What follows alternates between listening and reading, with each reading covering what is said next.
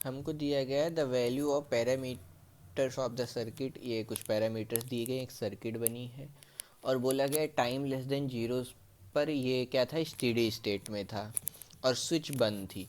तो स्विच बंद वाले केस पे पहले हम सॉल्व करते हैं। चलो, तो 10 एम्पियर का करंट आ रहा है कांस्टेंट सोर्स से, ठीक है। तो अगर मैं पहले बात करूं तो क्या होगा, इसका अगर फिगर बनाएं लेस देन जीरो के लिए ये कैसा दिखेगा, ठीक है। तो वो देखिए, पहले मान लेता हूँ कि ये यहाँ पे एक करंट सोर्स है, ठीक है। तो करंट को हम वोल्टेज में भी कन्वर्ट कर सकते हैं, मतलब इसको निकालने के कई तरीके हो सकते हैं। तो कोई, चलो सबसे पहले इनिशियली ये है, तो इनिशियली हम क्या एज्यूम करेंगे, अगर स्टेडी स्टेट में है तो ये वाला पार्ट हो जाएगा शॉर्ट सर्किटेड और ये वाला हो जाएगा ओपन सर्किटेड, यानी ये कैपेसिटर है तो ये ओपन सर्किट होगा। अब यहाँ से करंट निकला है तो करंट डिवाइड होगा दो रास्तों में। यहाँ से अगर करंट आया, कुछ इधर जाएगा कुछ इधर जाएगा, तो इसके लिए हम करंट डिवीजन रूल लगा सकते हैं।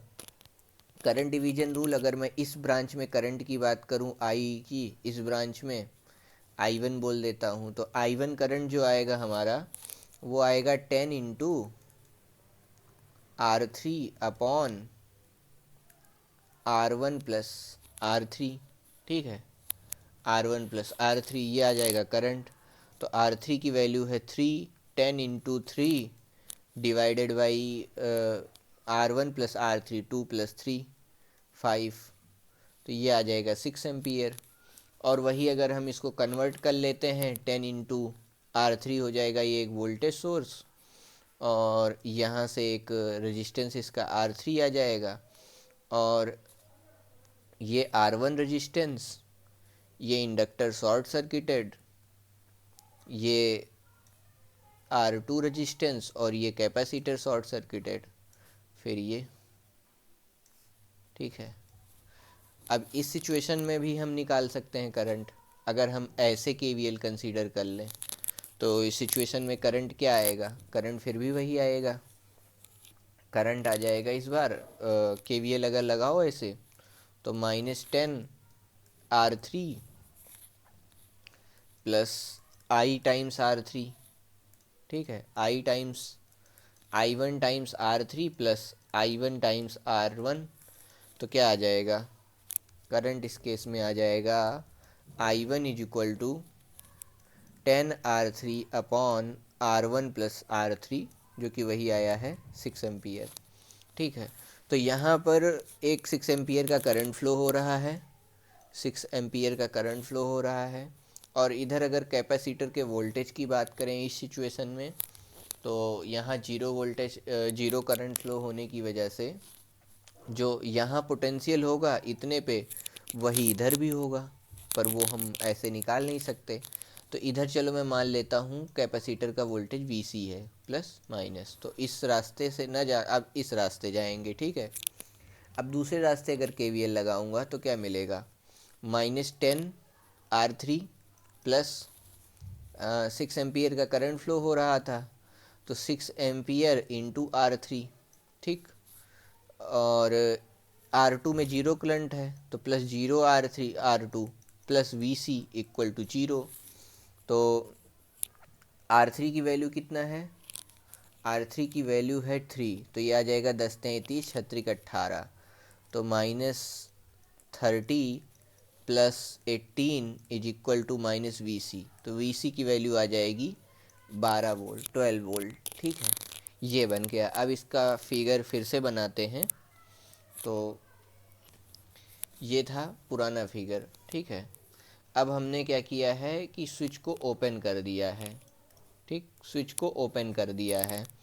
तो ये आ गया 10 एम्पियर, ये आ गया R1, फिर इसमें एक 6 एम्पियर का करंट फ्लो होने वाला इंडक्टर, और ये आ गया R2, और R2 उसके बाद यहाँ एक कैपेसिटर एज्यूम कर लिया हमने, ठीक है। कैपेसिटर प्लस माइनस एक ऐसे कैपेसिटर है और इसका वोल्टेज है 12 वोल्ट। ये अब नई सिचुएशन है, ठीक। अब हमें दो चीज़ ध्यान रखनी चाहिए कि इंडक्टर का जो करंट एट जीरो माइनस था, जो कि हमने 6 एम्पियर कैलकुलेट किया था, ये एट जीरो प्लस जो है ये भी उतना ही होगा। ठीक है, फिर कैपेसिटर की वोल्टेज की बात करें, अगर ये जीरो माइनस पे 12 वोल्ट था तो जीरो प्लस पे भी 12 वोल्ट होगा। ठीक, इतनी चीज़ें। अब यहाँ से नई सिचुएशन में 10 एम्पियर का अगर करंट आ रहा है और यहाँ से 6 पहले से ऐसे जा रहा है तो इंस्टेंटली बदलेगा नहीं। तो यहाँ से कैपेसिटर इनिशियली क्या करता है, शॉर्ट सर्किट की तरह बिहेव करना चाहता है, और इंडक्टर ओपन सर्किट की तरह। तो यहाँ से 4 एम्पियर करंट फ्लो होगा और इधर से 6 एम्पियर। अगर इधर से 4 एम्पियर फ्लो हो रहा है तो ये जो करंट सोर्स हमने एज्यूम कर रखा है, यानी अपना इंडक्टर, इसका वोल्टेज हमें निकालना होगा यहाँ से, और इसका वोल्टेज प्लस माइनस ऐसे हमने वी एल एज्यूम कर लिया। अब यहाँ मैं क्या कर सकता हूँ, यहाँ पे मैं लगा सकता हूँ के वी एल। अगर यहाँ पे के वी एल लगाऊंगा तो -12 वोल्ट प्लस,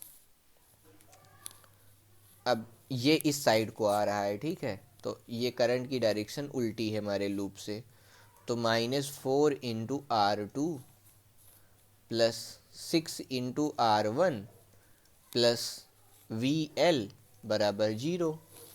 तो -12 volt -4 into R2, 4 into R2 क्या हो जाएगा, 4 इंटू R2 की वैल्यू कितनी है 2 ओम, तो ये हो जाएगा 8। 6 इंटू R1 की वैल्यू कितनी है, R1 की वैल्यू है 2 प्लस 12 प्लस वी एल बराबर 0। ठीक, इसको सॉल्व करेंगे। V L is equal to 12 12 cancel, V L is equal to 8 volt.